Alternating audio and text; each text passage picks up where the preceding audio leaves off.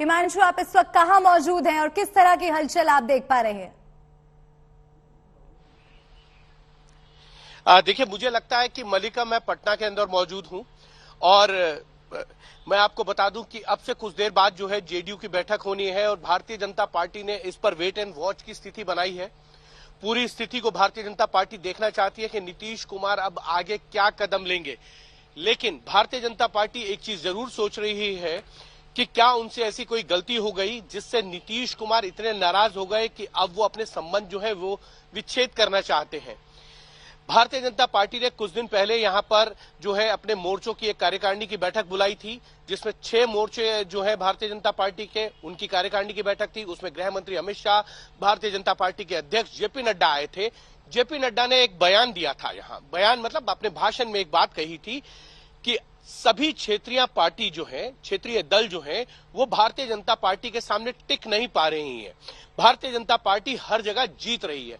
ये बात कहीं ना कहीं नीतीश कुमार को जो है नागवार गुजरी है।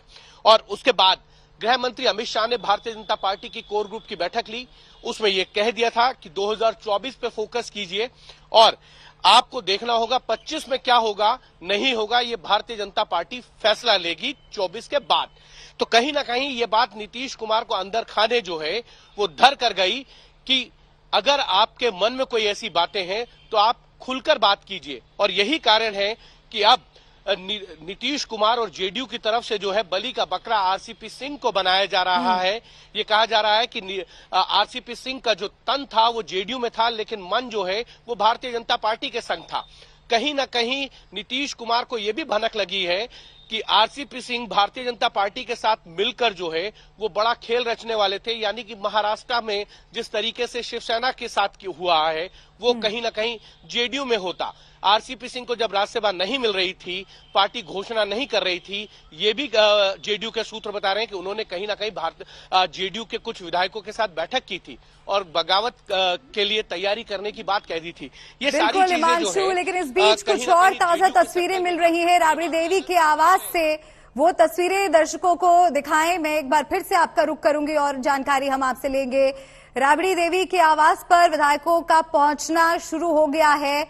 माथापच्ची चल रही है, आगे की रणनीति पर चर्चा हो रही है, क्योंकि नीतीश कुमार की नाराजगी छिपी नहीं है। नीतीश की नाराजगी तमाम मुद्दों को लेकर है, जहां उन्हें बीजेपी से दो चार होना पड़ा, चाहे वो आरसीपी का मंत्री बनना हो तो जेडीयू को तोड़ने की कोशिशों का आरोप हो। अब सबकी निगाहें जेडीयू की उस बैठक पर भी लगी है जहां से सरकार को लेकर कोई भी खबर आ सकती है। बिहार में आज जेडीयू आरजेडी कांग्रेस में बैठकों का दौर। सब लोग चाहते हैं बदलाव दिखाई पड़ रहा है। नीतीश कुमार का रहेगा अब बिल्कुल आगे देखिए क्या होता है, क्या रणनीति होगी। भाजपा जाए यही हम सब लोग चाहते हैं। तो सब जाए कहर है, भाजपा समर्थन करेंगे। बिल्कुल नई सरकार का समर्थन करेंगे हम। सीएम कौन होगा? विधायी का हीरो कौन है सर? विधायी का हीरो कौन है? कौन सरकार गिरा रहा है? जनता है। बिहार की जनता हमेशा सड़क से लेकर के सदन तक लड़ते रही है। पटकथा कब लिखी गई थी?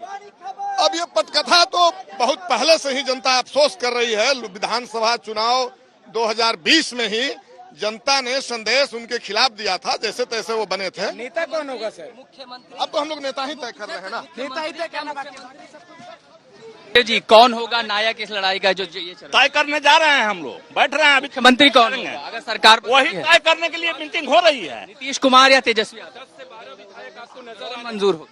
इसकी पटकथा कब लिखी गई?